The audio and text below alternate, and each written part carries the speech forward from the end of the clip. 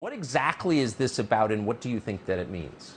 Well, very simple, Tucker. What this is about is the Dutch government stealing our farmers' land. And they're doing this under the guise of a made-up nitrogen crisis.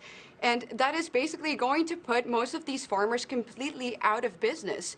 And thankfully, the Dutch farmers aren't having it. So they're going out on the streets, they're blocking distribution centers, they've blocked the high roads, they are fighting back.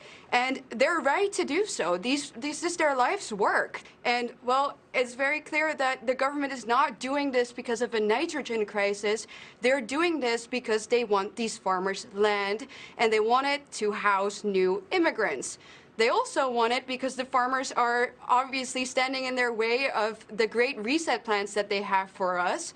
So, yeah, farmers are hardworking, God-fearing, and especially self-sufficient people that are just standing in the way of their globalist agenda. And it's driving a lot of these farmers even to something like suicide. So, really, there's only one term that we can use for the things that our government under Premier Mark Rutte is doing right now, and that is communism. Messing with a food supply tends to cause food crises and then famines. You're seeing this in the developing world thanks to climate activism and the war in Ukraine.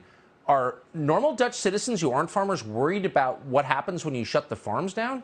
Absolutely, they understand it. No farmers, no food. And that's why the farmers have blocked these distribution centers, because within a matter of a couple of hours, we saw that the supermarkets were empty. And ordinary citizens understand this. The problem is that the state doesn't seem to understand this, or it's what they want. And the police have responded in an incredibly violent way. So as you guys have seen now, they have even shot at a 16-year-old boy. These are not things that you should see in free Western countries, especially not targeted towards peaceful protesters, but it's happening. We should be worried about the big things, and the food supply is the biggest thing. So we appreciate that explanation. Eva Vardingerblik, thanks so much for joining us.